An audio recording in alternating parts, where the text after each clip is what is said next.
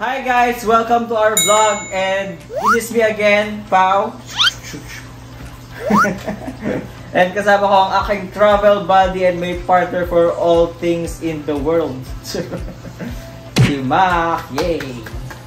Hi guys!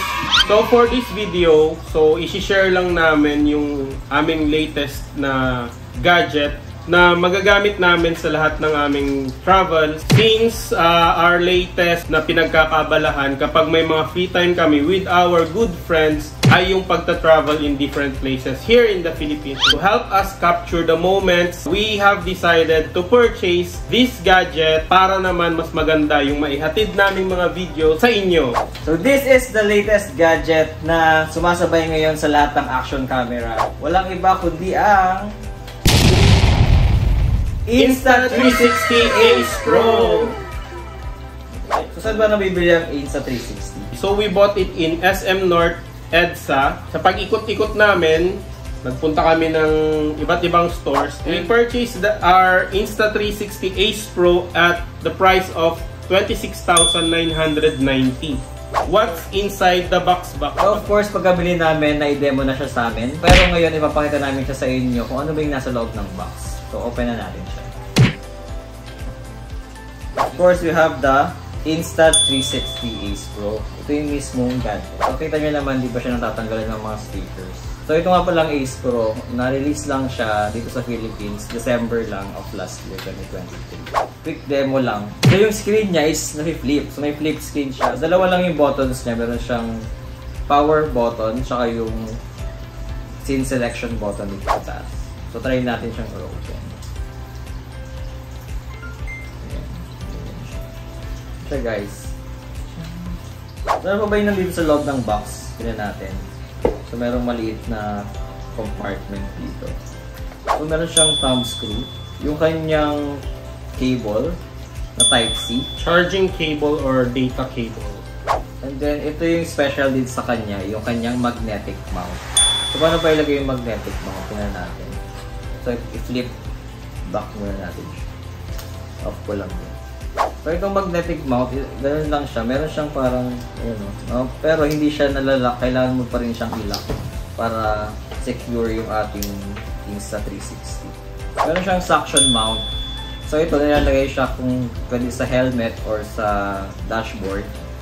And then kung ilalagay mo na siya, pwede mo siyang itamp. Pro, ito yung basically laman lang niya. Action camera, cable, the magnetic lock, suction mount, thumb screw. So basically, ito yung laman ng box ng Insta360 Ace Pro. So very excited kami gamitin ito kasi hindi pa namin siya nagagamit. Sa pagka-canvas namin, sa pagkahanap namin kung ano ba yung action cam na pinaka-okay, nag-search kami online and sa mga comparisons between GoPro, DJI, and Ace Pro, ito yung mas naging favorable sa amin. Natingin namin mas maganda yung features niya. Kaya ito yung binili natin. Kapag nagka-canvas kayo and nagtitingin kayo, it's up to you pa rin kung ano yung mas favorable action cam sa mga daily activities ninyo. So, hindi ninyo magagamit yung action cam pag wala kayong high-speed na memory card. So, isa rin pala sa kailangan na memory card ng Insta360 Ace Pro is yung high speed and mas mataas yung memory kasi meron siyang mga features na kakain ng mas malaking memory. So bukod dito sa SanDisk Extreme Pro, meron sariling memory card yung Insta360 pero hindi siya available nung binili namin siya. Pero ito yung nirecommend sa amin nung store.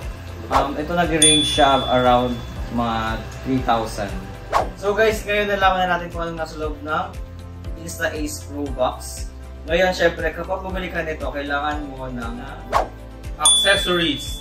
So, since bago pa siya dito sa Philippines, wala pa yung complete accessories niya sa mga stores. Kung meron man, nagkakaubusan at saka out of stock sila. So, ang ginawa na lang namin, nag-purchase na lang kami online ng mga accessories. So, to maximize the potential of your camera, syempre, kailangan natin ng mga accessories. So, these are the basic accessories na pinurchase namin online para magamit namin ang Insta360 Ace Pro in our next travel. Naghanap kami ng store online and ang nahanap namin is the Insta360 Philippines store na meron silang branch sa Mandaluyong. So ngayon, nung pag-order namin last week, after 3 days, natanggap na namin siya agad. And ito pa nga ipapakita namin sa inyo, nasa box pa siya, hindi pa namin nabubuksan. So, kitang-kita nyo naman naka-bubble wrap pa. So, thank you po Insta360 Philippines sa pag-deliver ng aming package.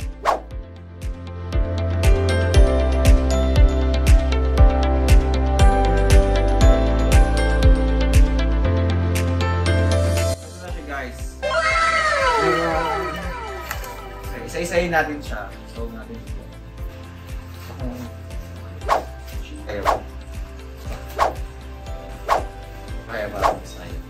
The first accessory na ipapakita namin sa inyo ay yung carry case ng Insta360 Ace Pro. So, ang price ng carry case natin ay 1,289 pesos.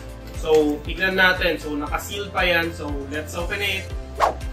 Ingat sa paggamit ng gunting. So, thank you nga pala sa ulit sa store na to. Ay, una namin na select is carry case for Insta360, yung 360 mismo na product yung rectangle. So, tumawag sila sa amin para mag-clear out. Bakit po? Puro Ace Pro yung product nila yung carry case yung iba. So, buti lang tumawag sila kasi kundi, mali yung carry case na pamimili namin. So, ito siya guys. Yeah. So, buksan na natin.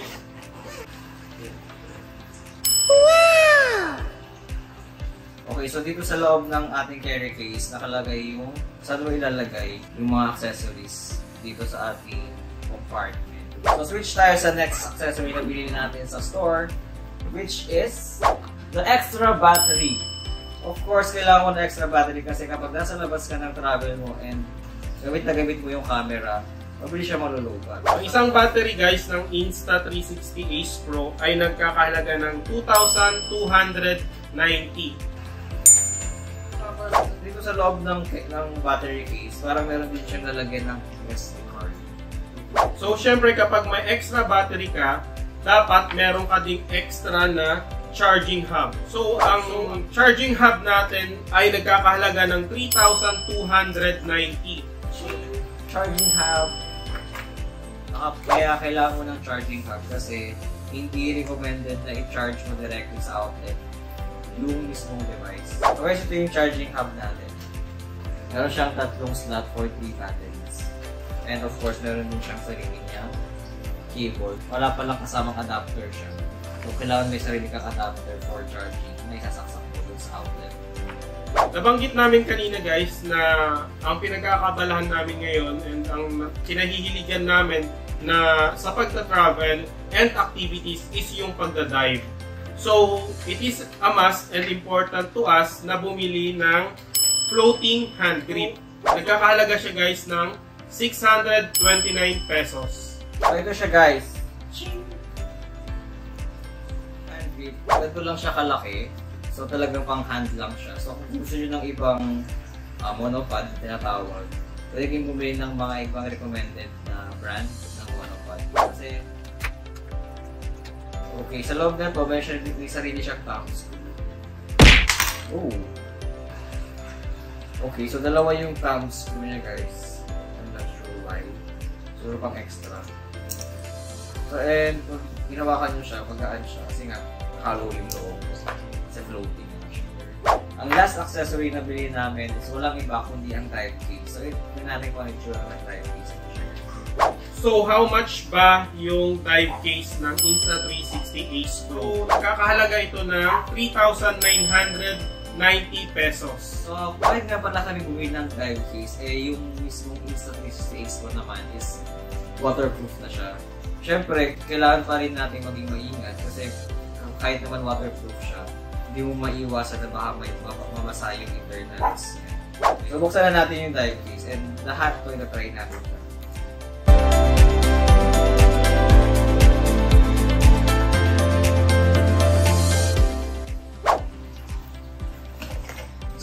rin ng box kasi bago.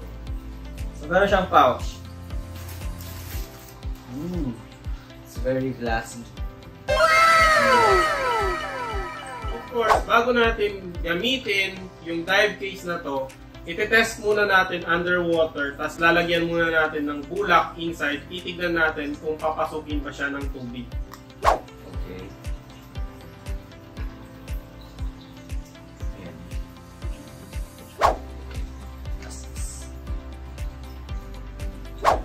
So, carefully. So, pag nag-snap na siya, kalak na siya. Doon sa 5 accessory na binili namin na must-have para sa amin, ang total niya ay 11,488. So, since nandito na siya lahat yung ating mga accessories na pinili namin, let's assemble them para sa ating expo. So, kunin nyo lang yung towels. So, na siya.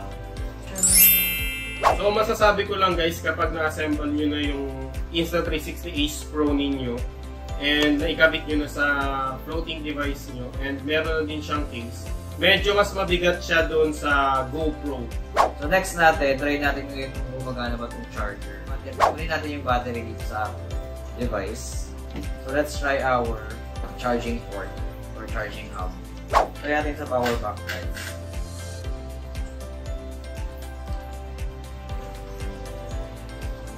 So, merong indicator light. Try natin i-assemble yung mga accessories na to sa ating carry case.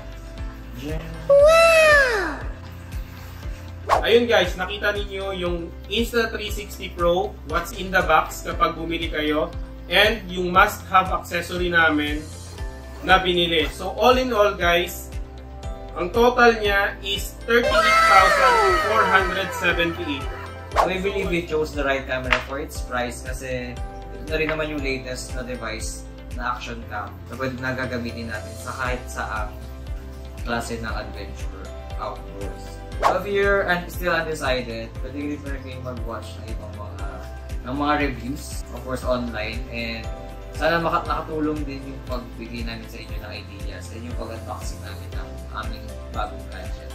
We are very excited to use this Insta360 sa mga susunod namin travels, and hopefully makapagbigay kami ng mas magandang videos and mas magandang vlogs in our next adventure. That's it guys! So see you in our next adventure. Don't forget to like and subscribe, hit the notification bell button, and sana mag-watch din kayo ng ibang videos. Bye guys!